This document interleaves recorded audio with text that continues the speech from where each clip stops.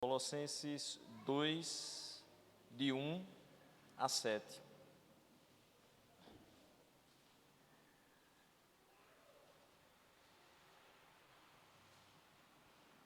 Eu não creio em coincidência. Nunca criei, na realidade.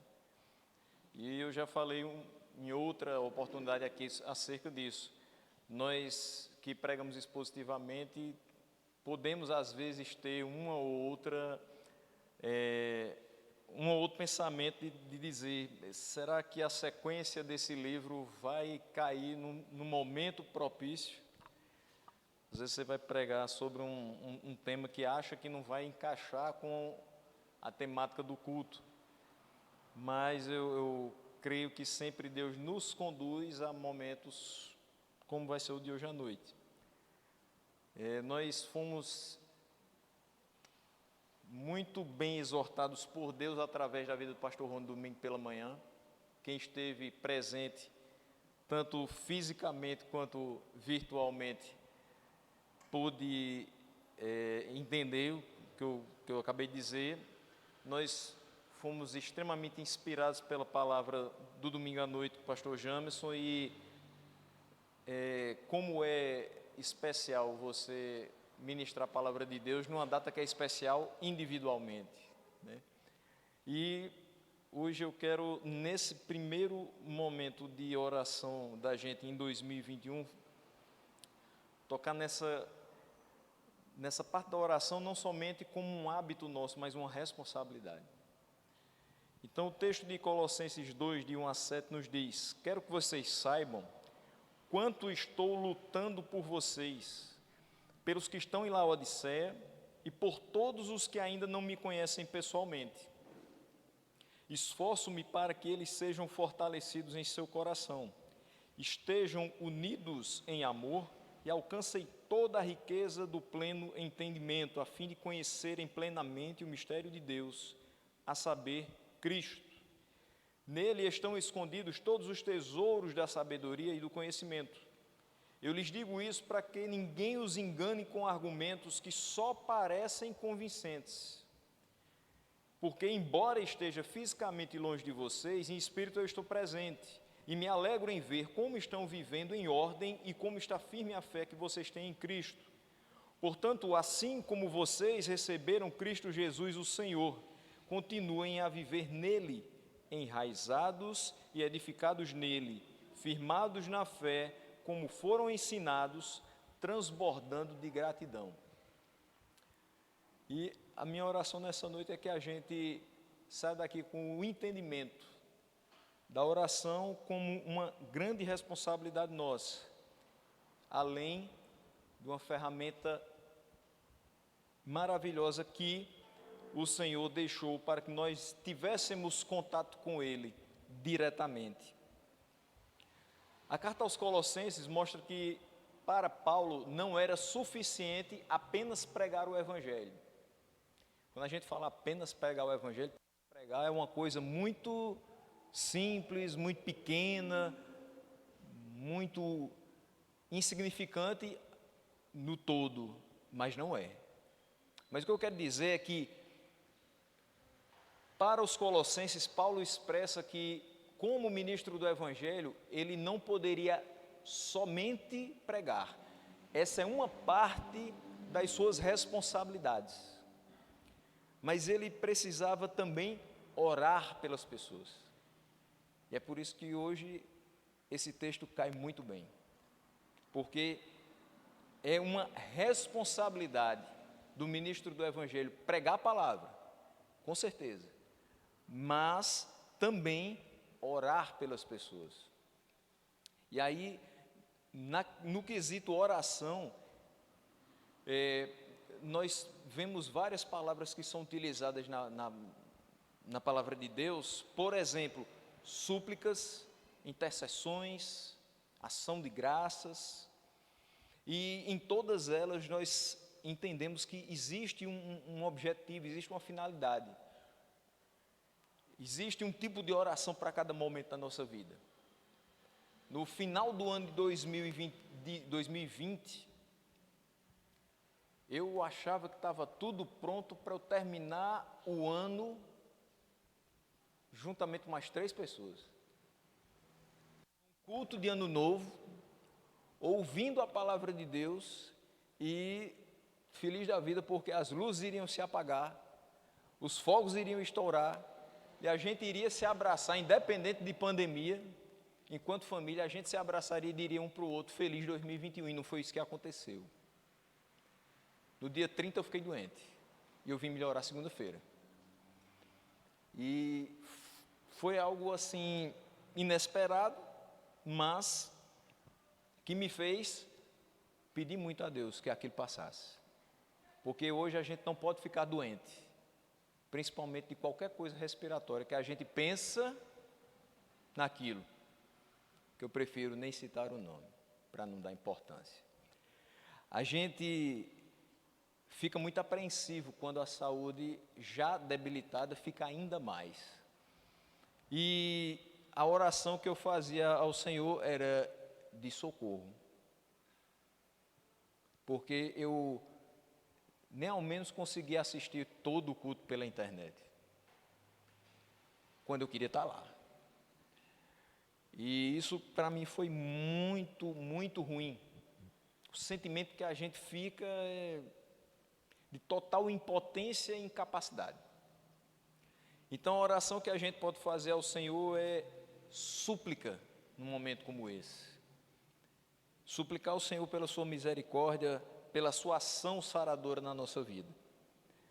Mas muitos tiveram a oportunidade de fazer a sua oração de agradecimento e dizer, Senhor, muito obrigado, eu estou aqui em pé, eu estou aqui podendo estar com os meus, eu estou aqui dentro da minha casa, tendo a oportunidade de cear junto com os meus e passar essa noite do dia 31 para amanhã do dia 1º, certo de que está tudo muito bem, certo de que o Senhor tem guardado as nossas vidas.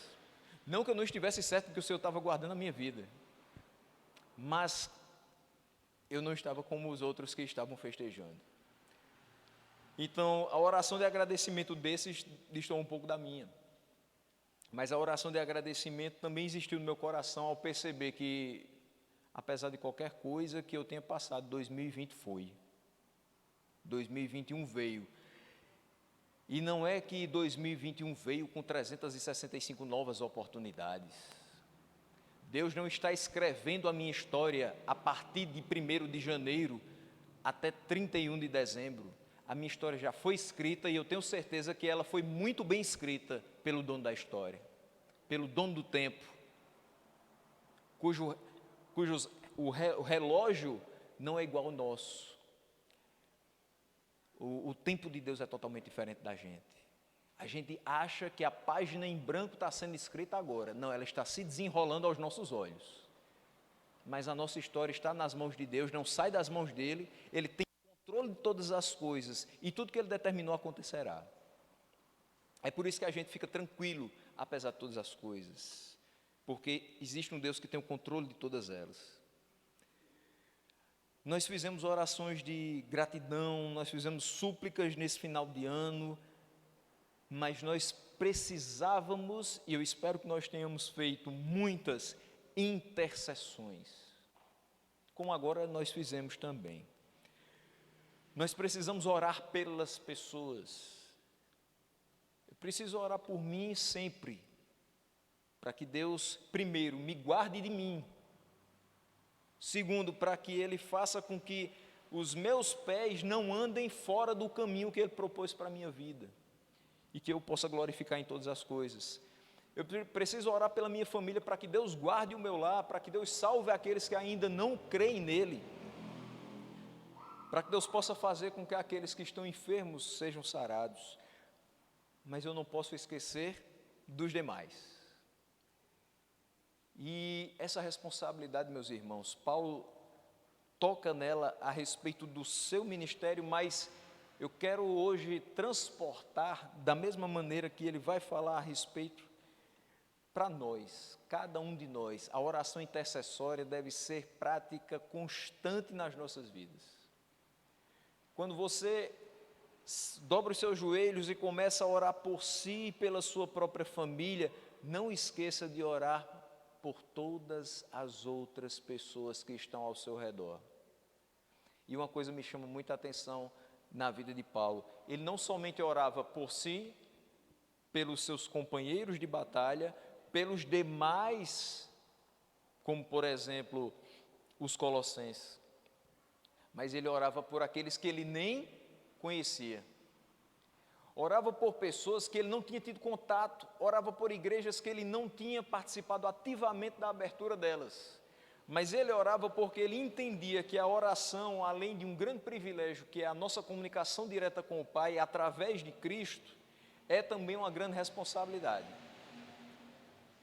Eu preciso orar pelas pessoas, porque da mesma forma que eu desejo a manifestação da mão de Deus sobre a minha vida, eu preciso desejar sobre a vida de outras pessoas. A mesma bênção que eu desejo para a minha vida é a bênção que eu devo desejar para as outras pessoas. A mesma ação saradora de Deus na minha saúde é a ação que eu também desejo na saúde das outras pessoas. E como é que eu expresso isso? É falando para as outras pessoas que eu desejo isso? Essa é uma das formas, mas quer saber qual é a forma mais eficaz? Orando por elas, para que Deus faça tudo isso na vida delas, assim como tem feito na nossa. Então, é necessário orar por essas pessoas, quando ele diz, eu quero que vocês saibam o quanto eu estou lutando por vocês. Meus irmãos, a oração, muitas vezes, é uma luta. A nossa oração, aquilo que a gente fala quando está orando com Deus, às vezes é uma luta contra a nossa própria natureza, é uma luta contra o nosso ego, é uma luta contra o nosso orgulho, é uma luta contra o nosso ser. Quantas vezes você se chega a Deus totalmente fragilizado, totalmente incapacitado de qualquer outra coisa, a não ser gritar, Senhor, me socorre, faz alguma coisa porque eu não sei mais o que fazer, me apresenta uma saída. Isso mostra o quanto você é pequeno, o quanto você é fraco e o quanto você é dependente. Nunca esqueça isso. Isso para a gente não é algo que é desonroso, não é um demérito. Isso é uma grande vantagem, porque quando o homem percebe que é fraco, que é falho, que é pequeno, que é dependente, ele percebe que agindo por ele, para o bem dele, existe um Deus que é todo poderoso, que é todo suficiente e que conhece todas as coisas, inclusive principalmente o meu e o seu interior.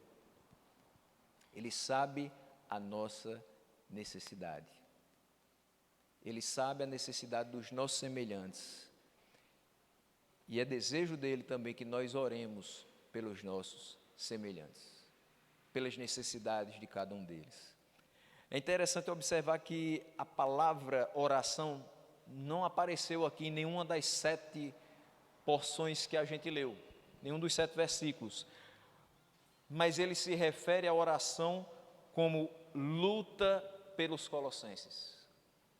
Nós lutamos em oração por nós, pelos que nós amamos, e isso inclui a igreja da qual fazemos parte. É uma luta em prol da vida dos irmãos, a nossa oração, porque muitas vezes essa oração diz, Senhor, visita fulano agora, ele tem andado em pecado,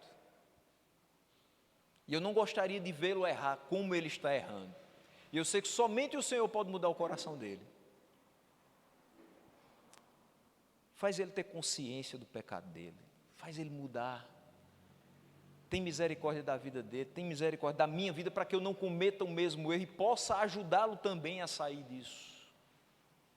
Senhor, visita agora aquela pessoa que tem passado por dificuldades financeiras enormes, e nós, enquanto comunidade, não podemos fazer muita coisa por ela, mas o que podemos é pedir a tua intervenção. Senhor, aquela pessoa que agora talvez não tenha muita coisa nos seus armários para se alimentar. Nós trazemos o nosso alimento, nós buscamos minimizar a sua dor, mas fazemos isso de uma forma muito pequena, dentro das nossas possibilidades, mas sabemos que no todo é uma ajuda pequena.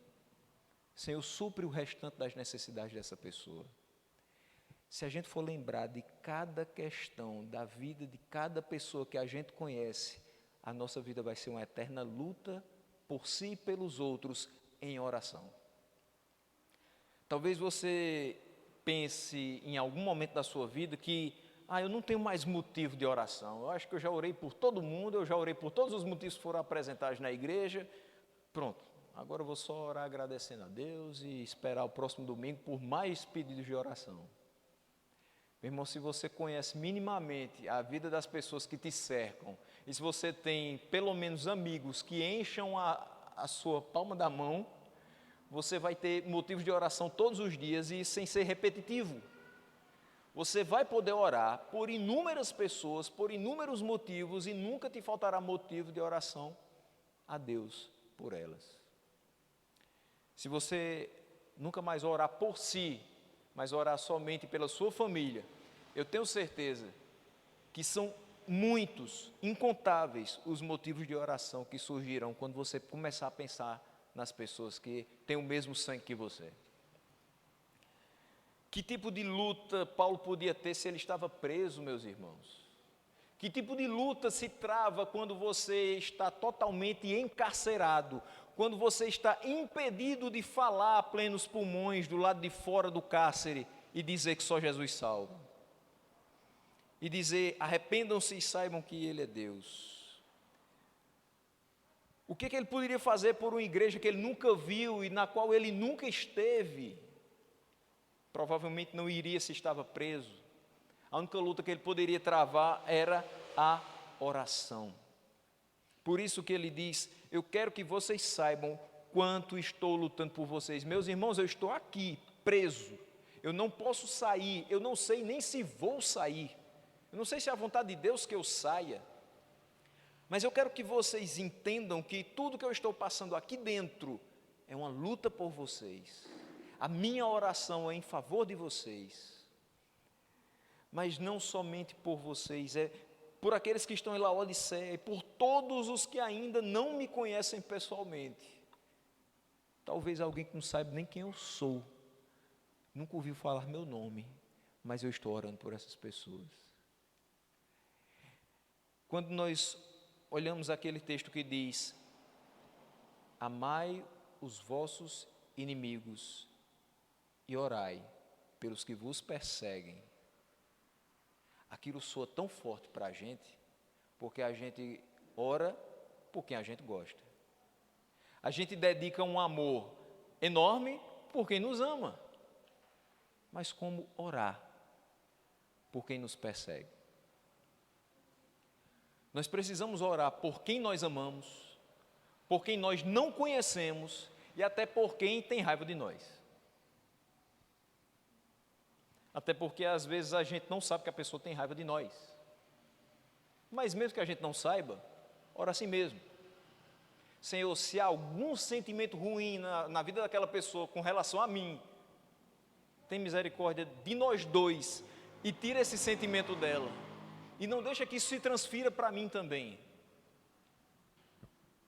De alguma forma, que somente o Senhor pode fazer, promove a harmonia entre nós. Porque eu sei que isso vai te glorificar.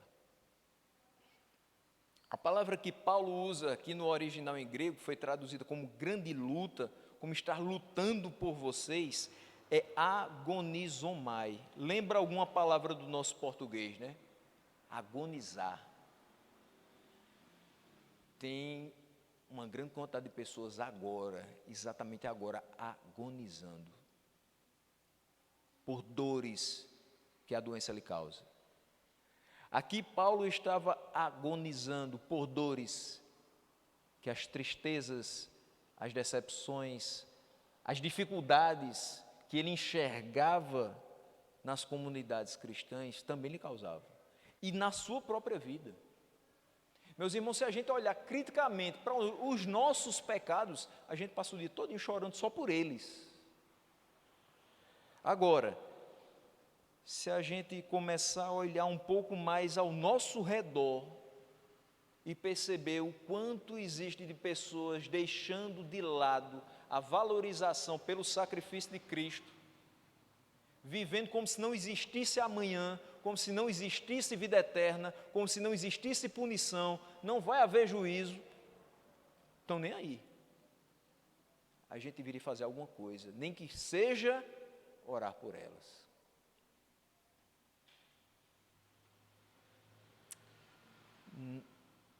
O indivíduo que usa esse tipo de palavra, ele quer expressar um esforço de enorme intensidade.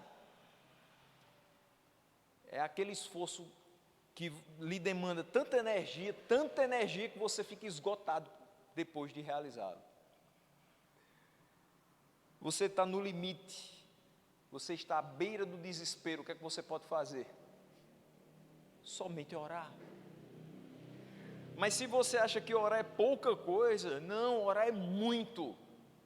Porque quando você está no limite, quando você está à beira de se desesperar e você consegue pelo menos orar, Deus entra em ação em seu favor. E aí as forças vão começando a ser renovadas. Quando nós oramos, pelo menos para que Deus renove as forças de alguém, isso vai fazer uma grande diferença, para que essa pessoa volte a orar com mais confiança, volte a olhar para frente e volte a seguir o seu caminho.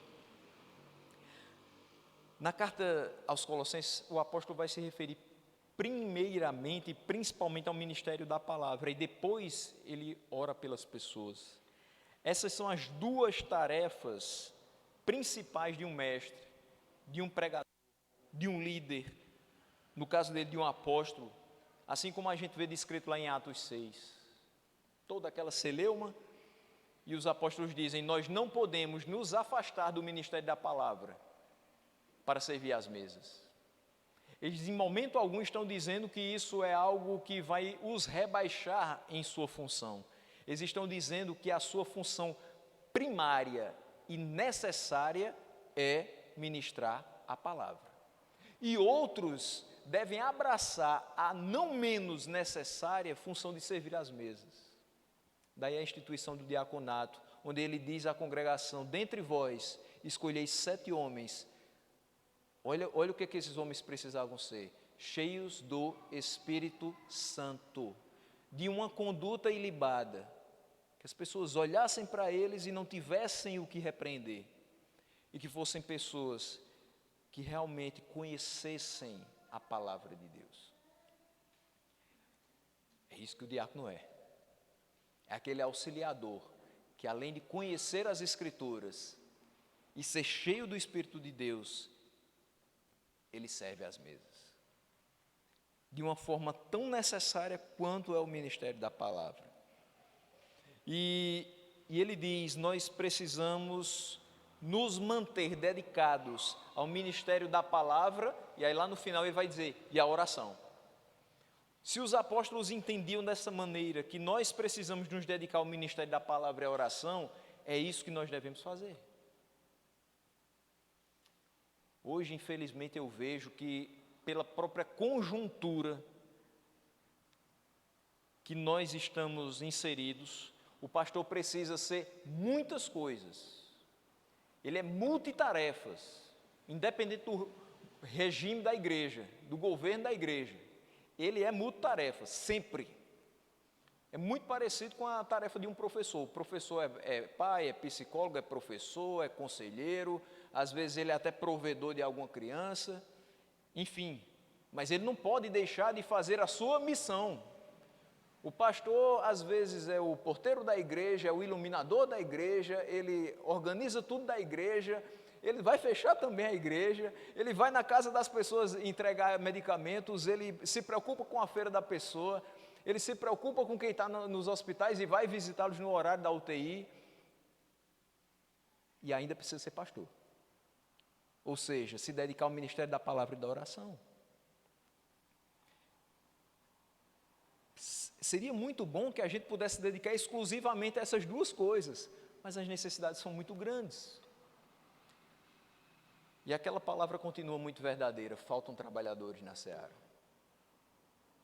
Se o ministro de Deus for um pregador, mas ele não for uma pessoa de oração, ele está cumprindo a missão pela metade.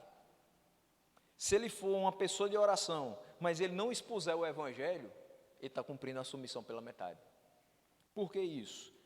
Porque, veja só, um pastor que apenas ora, mas não expõe o evangelho, ele vai criar discípulos místicos. O que é que eu estou querendo dizer com isso? Pessoas que vão acreditar em determinadas coisas fora do contexto bíblico.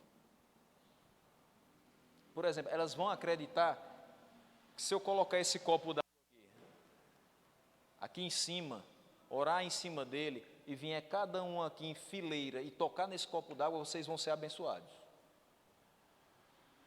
Isso é o puro misticismo. Não tem nada disso na Bíblia.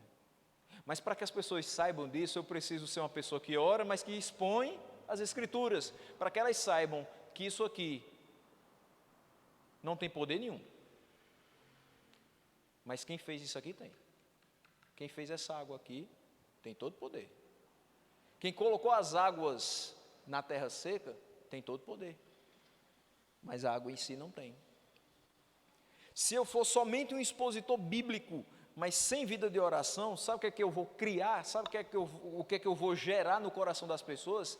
Só intelectualidade.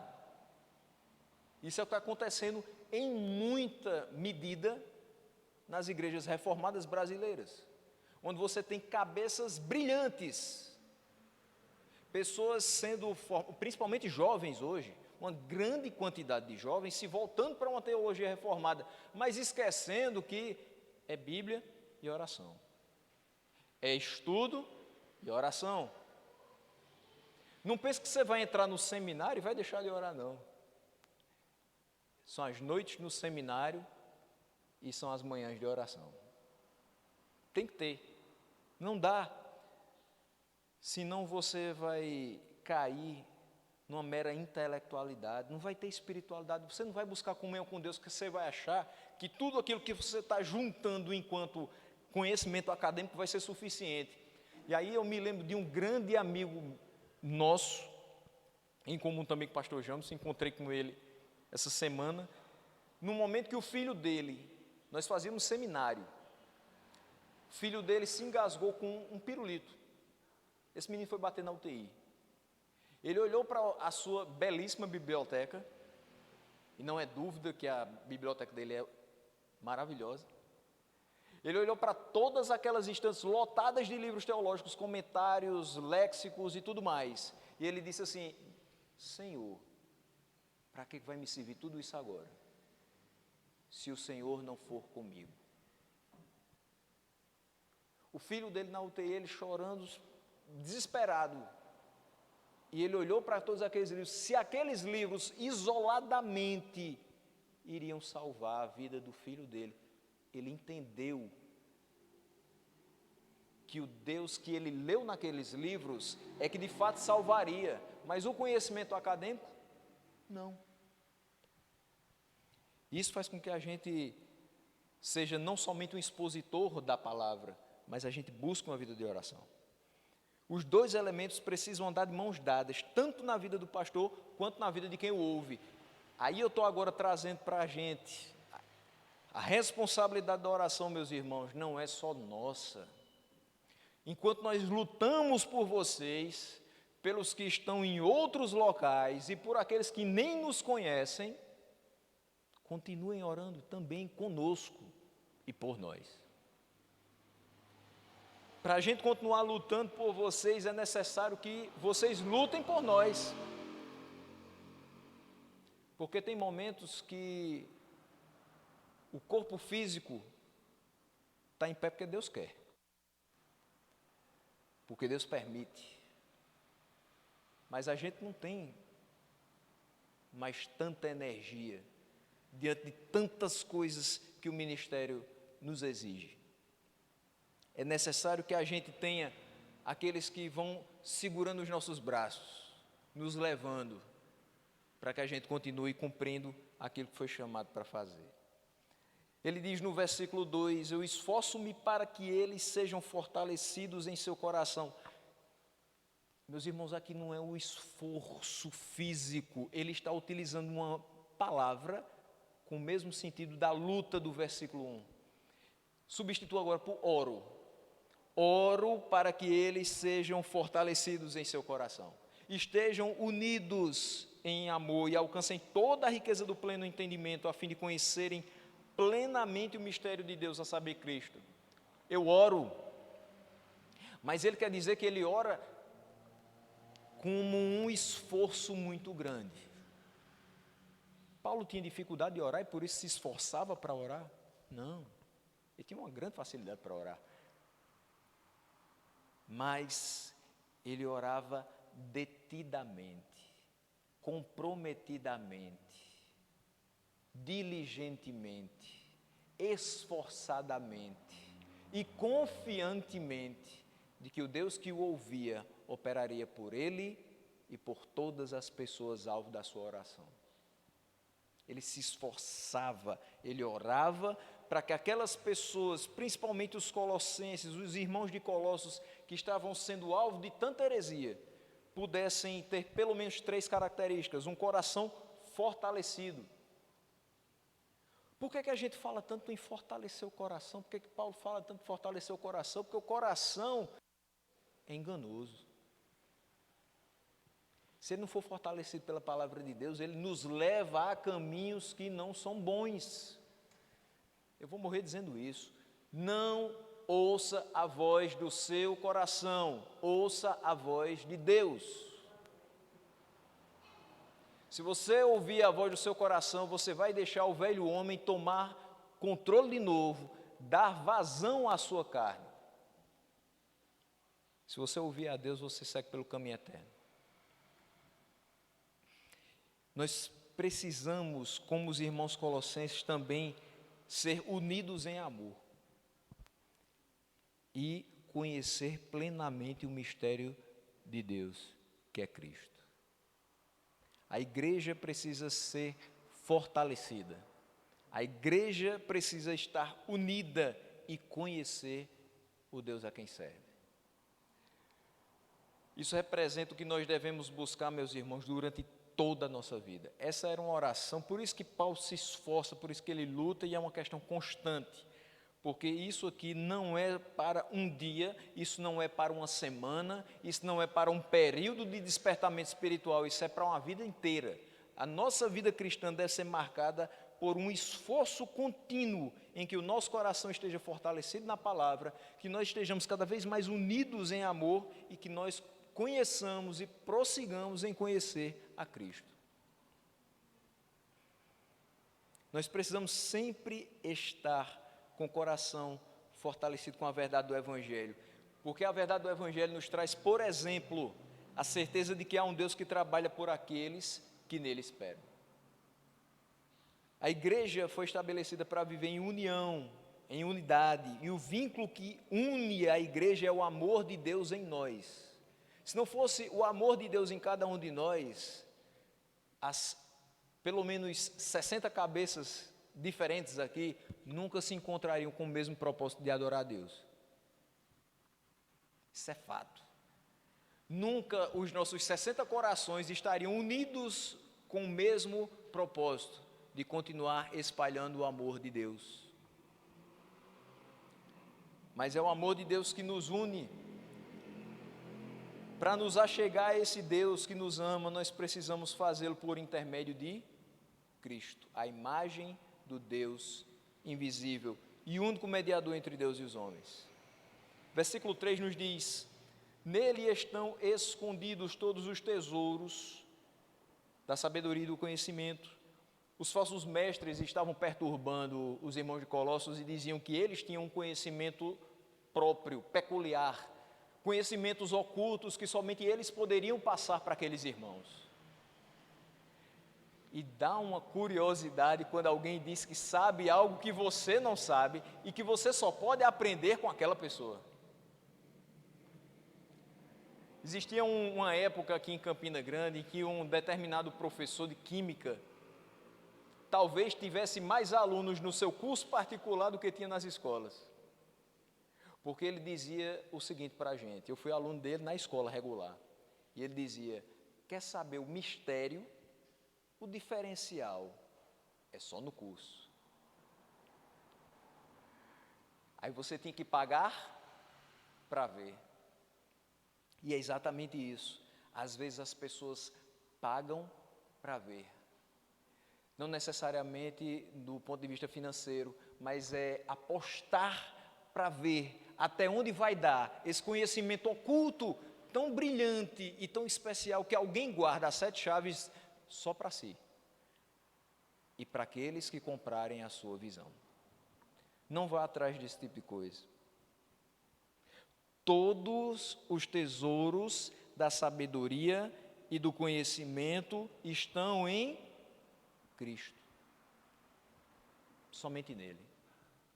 Você quer saber o que é que vai acontecer amanhã? Cristo pode lhe dizer.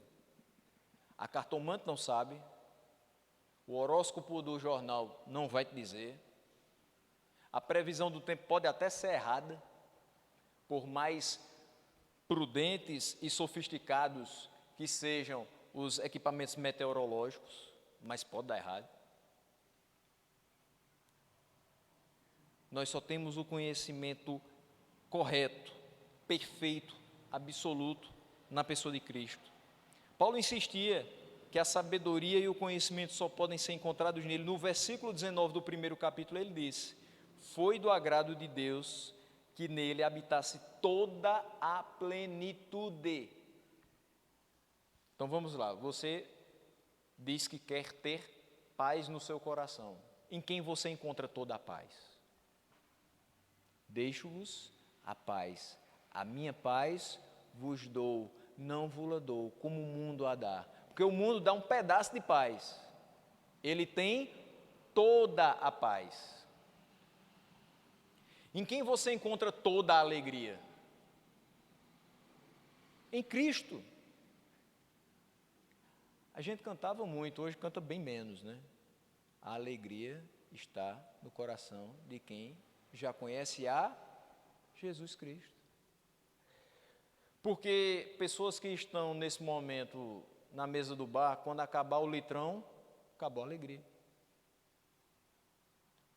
Quando o som do carro comer toda a bateria e o som acabar, acabou a alegria. Quando o dinheiro da conta acabar, acabou a alegria. E a gente sem nada disso, tem toda a alegria na pessoa de Cristo. Mas fulano está doente. Dá para ficar alegre? Eu não vou dizer que eu vou agradecer pela doença, porque nós, no em tudo dai graças, não necessariamente você vai agradecer pela doença, mas você pode agradecer pelas experiências que aquela doença vai trazer, pela perseverança que ela vai lhe dar em oração, pelas pessoas que você vai conhecer que também têm a mesma coisa e que vão poder ouvir de você. Eu confio em um Deus que pode nos fazer sair dessa situação. Vamos confiar juntos? Vamos orar juntos? Nele habita toda a plenitude. Você quer paz? Tem em Cristo. Você quer alegria? Tem em Cristo. Você quer o conhecimento? Você tem em Cristo. Você quer sabedoria? Faça como Salomão, peça a Ele. E como diz Tiago, Ele não lança em rosto. A todo que pede, Ele dá. Paulo vai insistir na mesma orientação de buscar conhecimento e sabedoria em Cristo, porque ele tinha a noção de que, apesar de a maioria das pessoas terem resistido às investidas heréticas, alguns estavam se inclinando àquele conhecimento oculto. Por isso que no versículo 4 ele diz, eu lhes digo isso, para que ninguém os engane com argumentos que só parecem convincentes. Tem realmente coisas, meus irmãos, que se a gente fosse aprofundar em determinadas seitas, a gente vai chegar em algum momento e vai dizer assim, opa, isso aqui faz sentido. Isso aqui parece com alguma coisa da Bíblia que eu já li. Vai. Até porque a gente aprende com o passar dos anos que o diabo não se apresenta para a gente com 2 chifres e o tridente. Ele se apresenta muitas e muitas vezes de uma forma muito agradável, nos levando pelos olhos e pelos sentidos a fazer aquilo que ele ordena aos filhos da desobediência a fazer. Porém, nós não podemos nos perder pelos sentidos. É ouvir o que essas pessoas falam, é até ver elas fazendo, mas manter-se firmes naquilo que nos foi pregado. Paulo está insistindo com eles, meus irmãos, entendam, não tem conhecimento oculto com esses hereges, que seja superior ao conhecimento que vocês vão obter em Cristo e na sua palavra. Não deem ouvidos a eles, esses argumentos só parecem convincentes, mas eles querem enganar vocês. Eles querem tirar de vocês o que vocês têm de mais precioso. O que vocês têm de mais precioso não é dinheiro que você ganha com o seu trabalho. O que você tem de mais precioso não é nem mesmo a sua família. O que você tem de mais precioso é a vida que Deus lhe deu. É esse Deus habitando em você, fazendo com que você seja uma nova criatura, que tenha novas prioridades, que abandone as velhas práticas. Aqui o apóstolo chama a atenção para o fato de que esses argumentos podem ser refutados de maneira segura e verdadeiramente convincente com a apresentação do mistério de Deus que é Cristo.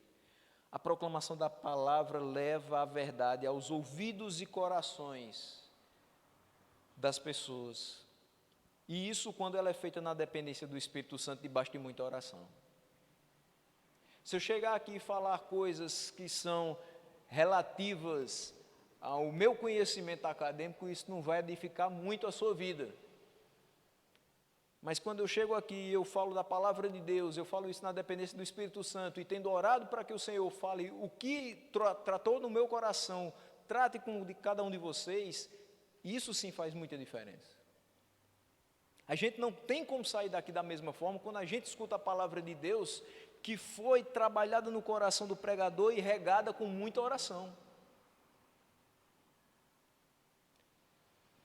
Assim como ele fez quando falando aos Coríntios, no episódio do irmão Faltoso do capítulo 5 da primeira carta, ele lembra que ele está fisicamente longe, mas está próximo em espírito. Ele diz no versículo 5, porque embora esteja fisicamente longe de vocês, em espírito eu estou presente.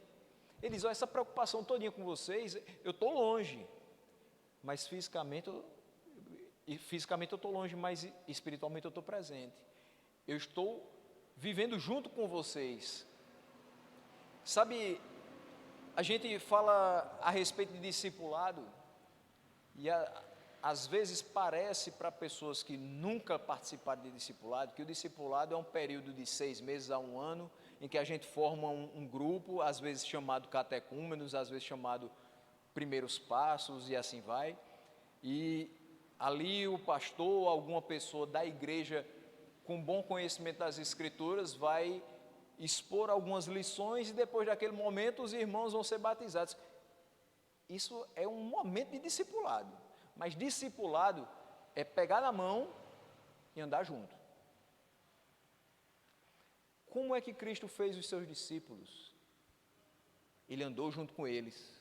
O ensinamento foi andando e ensinando, e mostrando, sendo exemplo.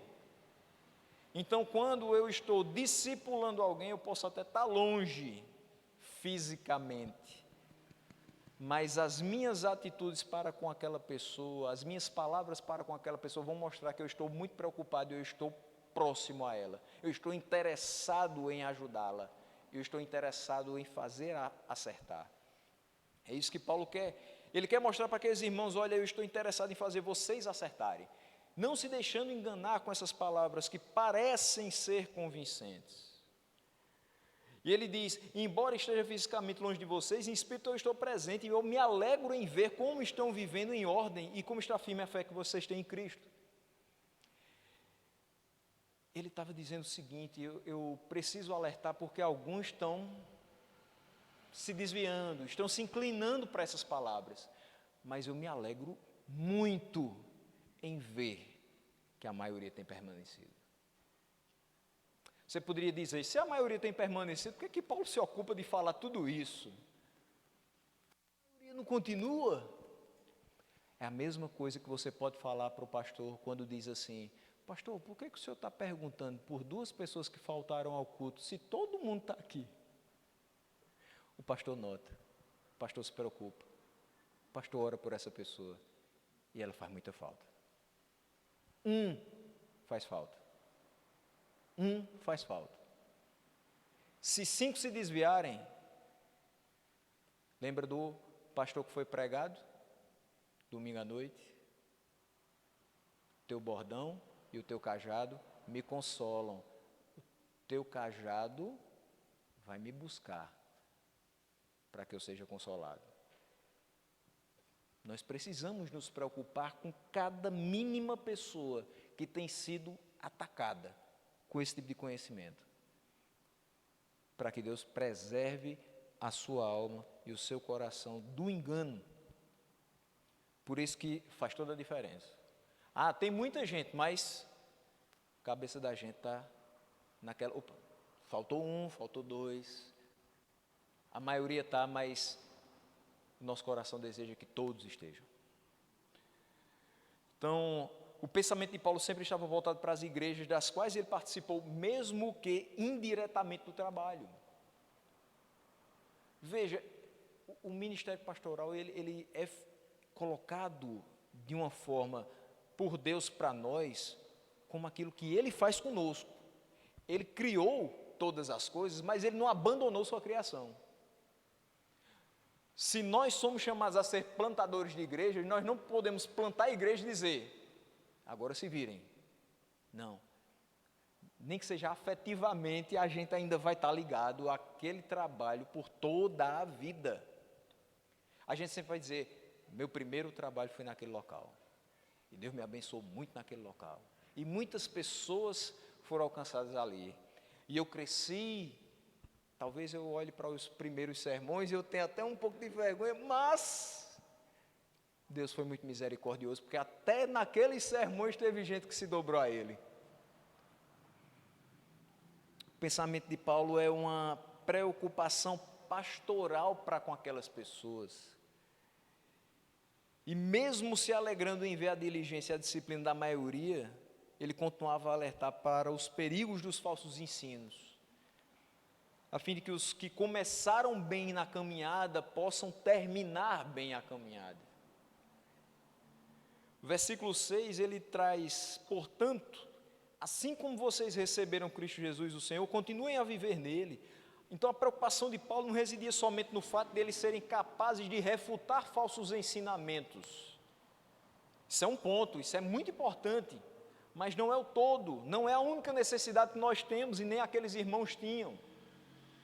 Se a gente disser, olha meus irmãos, a nossa necessidade hoje, enquanto crentes no século 21, no ano 2021, é aprender mais de Deus para refutarmos falsos ensinos. Isso é muito reducionista. A gente precisa aprender mais de Deus para viver para Ele.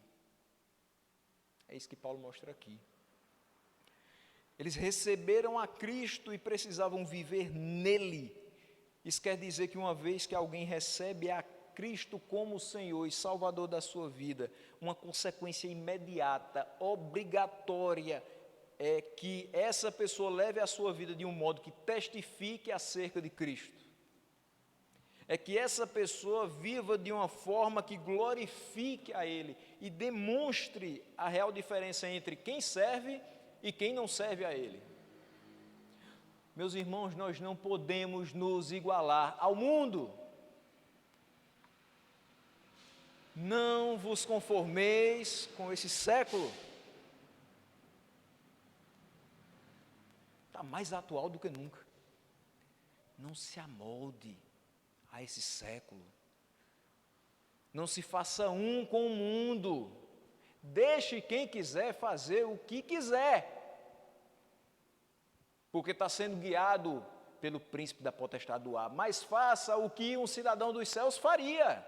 Porque você é um deles. Viva nele. Porque você recebeu a ele. Não seja nada além de diferente. Nós não fomos chamados para ser iguais, não fomos chamados para ser aceitáveis nos meios sociais, nós fomos chamados para ser discípulos de Cristo. Viver em Cristo é, entre outras coisas, pensar a sua vida segundo as diretrizes da palavra de Deus.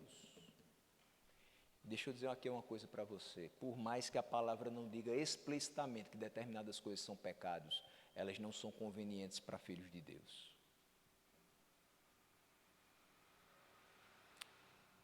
Tudo me convém, tudo me é lícito, mas nem tudo me convém. Tudo me é lícito, mas eu não vou me deixar dominar por nenhuma delas. Tem alguma coisa dominando mais o seu coração do que a palavra de Deus? Fuja. Tem alguma coisa fazendo mais morada no seu coração do que a palavra de Deus? Reveja os conceitos que você tem dentro de si. Tudo isso nós conseguimos, meus irmãos, em Cristo, vivendo em Cristo, onde habita toda a plenitude. Nós só podemos viver segundo as diretrizes da palavra de Deus, tendo comunhão com Ele e crescendo no conhecimento de Deus, vivendo nele, buscando a Ele, a fonte é Ele. E aqui no versículo 7 ele vai usar metáforas para afirmar que Cristo é a base. Ele diz, enraizados. Se eu estou enraizado nele, então a minha base é Ele. E ele diz que Cristo é a raiz da árvore, é o fundamento do edifício. Ele diz, edificados nele. Olha, por melhor que seja a construção desse prédio, e eu tenho certeza que foi muito bem feito, ele pode vir a ruir, se o verdadeiro edificador não estiver presente dentro dele. Entenda, não é que a estrutura ficará condenada e cairá sobre nós, mas o que eu estou querendo dizer é que o edifício, a igreja, pode vir a ruir, se aquele que a edifica não estiver dentro. A base do que Paulo fala é essa: o cristão deve viver da mesma maneira como se tornou cristão. Como nós nos tornamos cristãos? Pela graça, mediante a fé. Nós somos salvos dessa maneira, com base na pregação dos apóstolos. Crescendo em Cristo, radicado, edificado, fortalecido, assegurado nele, vivendo para a glória de Deus em ação de graças, transbordando de gratidão. É assim que nós devemos viver. Às vezes a gente escuta alguém dizendo, determinada pessoa precisa voltar ao primeiro amor. Quando ela foi convertida, às vezes a gente não usa, né, normalmente diz assim, quando ela se converteu, ela pregava muito, ela evangelizava muito, ela era fervorosa, ela era assídua nas reuniões da igreja, e hoje ela está passando por um momento de baixa. É isso, meus irmãos, nós não podemos nos acostumar com esse momento de baixa. Nós precisamos continuar da mesma maneira inicial. Não deixe vir os momentos em que a gente vai dizer, eu já fiz muito, Deus sabe, Deus entende que eu já fiz muito, muita gente eu já evangelizei, mas hoje eu estou cansado. A pessoa mais idosa ainda tem forças para fazer a vontade de Deus.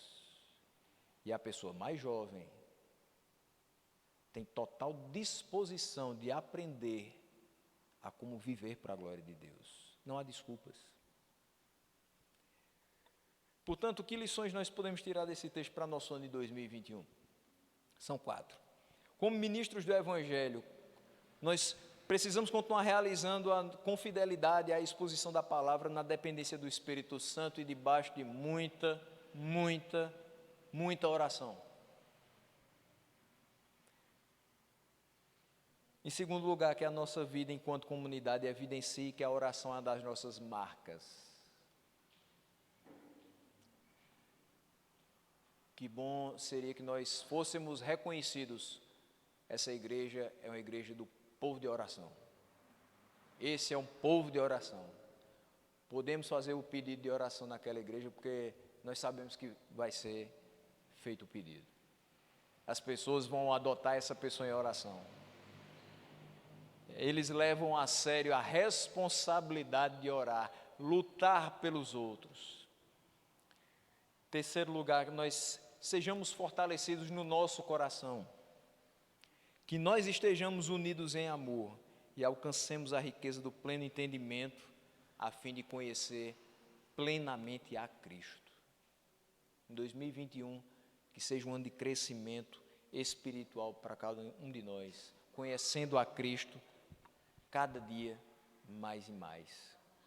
E por fim, uma vez que nós conhecemos a Cristo e o recebemos, por meio da pregação como nosso Senhor e Salvador, continuemos a viver nele.